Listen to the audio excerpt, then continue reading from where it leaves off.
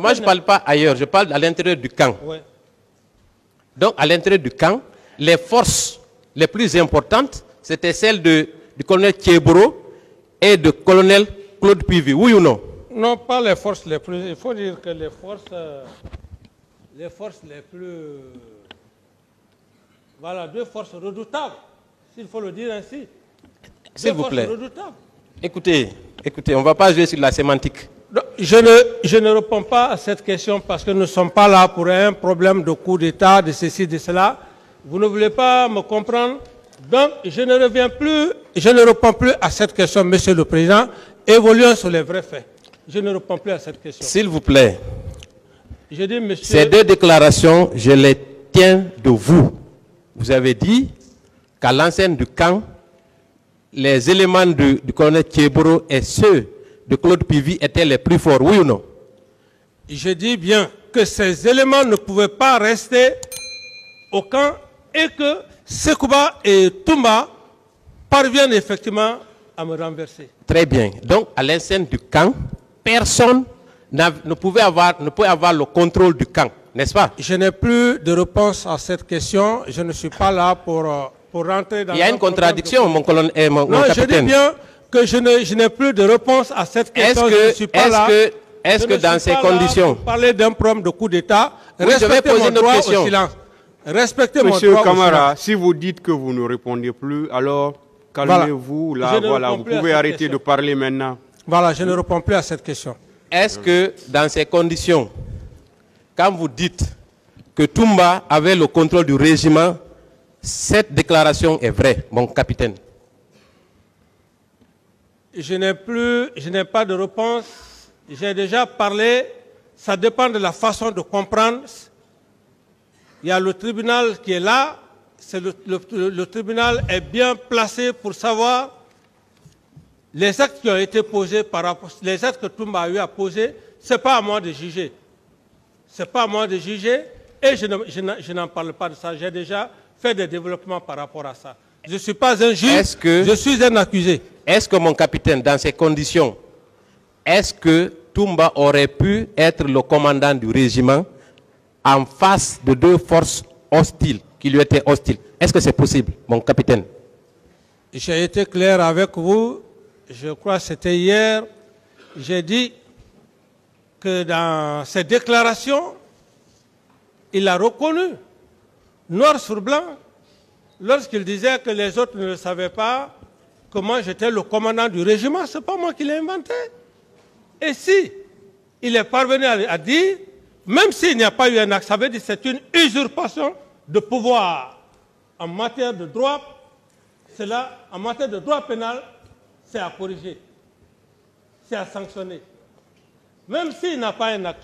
Mais le simple fait qu'il ait joué ce rôle, aller sortir 26 éléments du camp, écrit noir sur blanc, et devant le président du tribunal, il reconnaît qu'il a été commandant du régiment, mais ça ne dépasse pas. Les faits sont têtus. D'autres questions ou quelle est la question? Mon capitaine, vous savez, moi je voudrais que vous acceptez de répondre aux questions qu'on vous pose. Quand vous faites trop de commentaires, tout le monde se perd. Moi je vous ai posé la question de savoir, est-ce que c'est vous qui avez, est-ce que c'est Toumba qui avait le contrôle du camp? Visiblement, ce n'est pas le cas, n'est-ce pas? Je ne réponds pas à cette question. Très bien. Est-ce que si les forces, les deux forces redoutables, que vous appelez redoutables, du colonel Thieboro et celles du colonel Claude Pivi, sont celles qui contrôlaient le camp, et que par la suite, il est avéré que ce sont ces éléments-là qui sont allés perpétrer les massacres au stade, est-ce qu'on ne peut pas logiquement déduire que ce sont des forces qui étaient sous la responsabilité de ces deux officiers? Est-ce qu'on ne peut pas les incriminer? Vous confondez, vous êtes un homme de droit, vous confondez le rôle des militaires.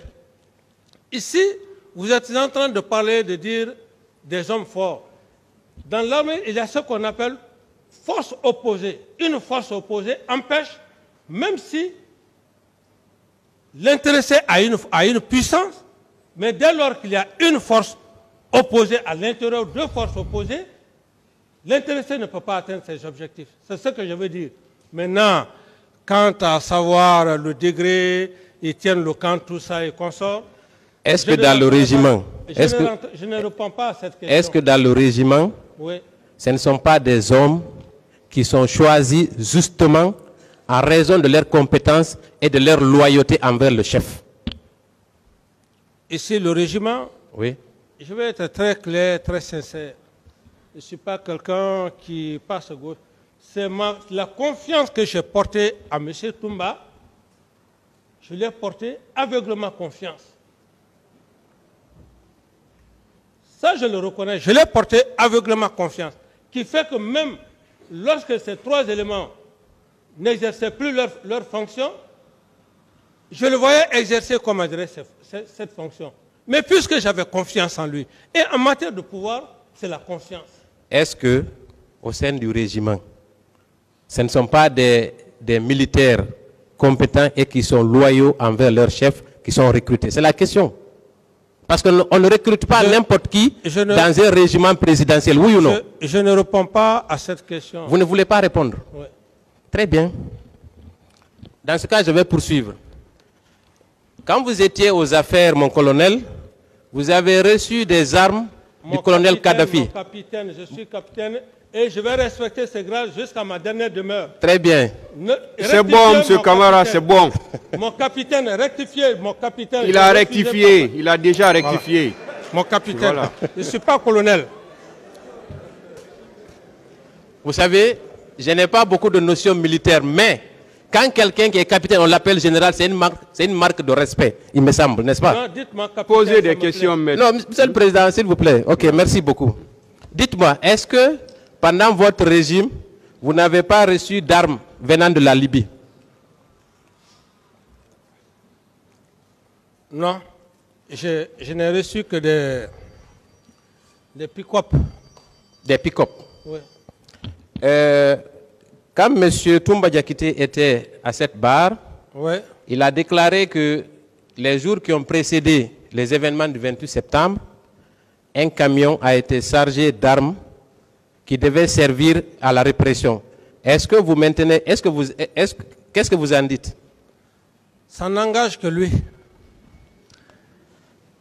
Mon capitaine, est-ce que vous savez qu'à cette occasion, il y avait l'aide de camp du colonel, du général Konaté, qui était présent? Quel aide de camp, son nom? Je vais le chercher plus tard, et j'ai oublié son nom. Je ne connais même pas l'aide de camp du général Sekouba. Très bien. Est-ce qu'il est possible pour un chef d'État, dans un régime militaire issu d'une junte, qu'un camion soit chargé d'armes sans que le chef de la junte ne soit au courant? Est-ce que c'est possible, mon colonel? Ça peut arriver si les éléments sont mal intentionnés. Et c'est pour ça d'ailleurs, généralement, que vous appreniez le plus souvent que certaines situations ne marchent pas. Parce que quand les intéressés ne sont pas honnêtes, c'est là où généralement ils parviennent à faire autre chose. Donc il n'est pas exclu. Donc vous n'étiez pas au courant? Je n'étais pas au courant. Est-ce que vous avez des services de renseignement militaire à l'époque qui étaient à votre service, mon capitaine? Il y avait des services de renseignement militaire? Et pour encore vous rassurer une fois de plus, vous avez entendu M. Toumba ici. Est-ce que vous aviez un service de renseignement militaire? Service de renseignement militaire? Oui. Bon, à l'époque, j'en avais, oui. Alors, est-ce que, oui, dans un État, au cours d'une junte militaire, où l'accent est mis sur la sécurité du président, parce qu'il est venu par la force arracher le pouvoir, est-ce que ce n'est pas un service, ce n'est pas ce service qui pouvait vous informer de tout ce qui se passait à l'intérieur du camp? Et ce service ne vous a jamais informé qu'il y avait un camp, il y avait un camion rempli d'armes dans le camp? C'est possible ça, mon capitaine? Merci. Pourquoi le service de renseignement, il ne faut pas aussi trop compter sur le service de renseignement. Il faut seulement avoir la chance d'avoir des hommes honnêtes, sincères, pour t'informer. Sinon, le renseignement en tant que tel, il y a beaucoup de choses qui peuvent se passer sans que vous ne soyez informé. Ça fait 2 défaillances. Voilà. Non, une minute, s'il vous plaît. Allez-y, allez-y, allez-y. S'il vous plaît. Je vous donne un seul exemple. Je vous donne un seul exemple. Imaginez, à l'enceinte du camp Al-Fayaya, moi, je suis là-bas. Dès après la prise du pouvoir, qu'on arrête mon ancien qui a fait le court état-major avec moi. Je ne suis pas informé. Imaginez, je ne suis pas informé. Il a fallu, général Mawa, m'informant que est-ce que vous savez. Donc ça veut dire quoi? Si vous permettez. Ça veut dire quoi? Si vous permettez, vous avez déjà expliqué l'histoire de colonel Bis, n'est-ce pas? Il s'agit de colonel Bis, non? Je vais vous dire quoi? De Vivas. Je vais vous dire, il n'est pas obligatoirement dit que le service de renseignement peut être fiable. Si vous n'avez pas la chance que vous soyez informé, il peut y avoir beaucoup de choses. C'est juste un peu... Donc vos renseignements militaires n'étaient pas fiables, n'est-ce pas? Bon... Admettons. Oui.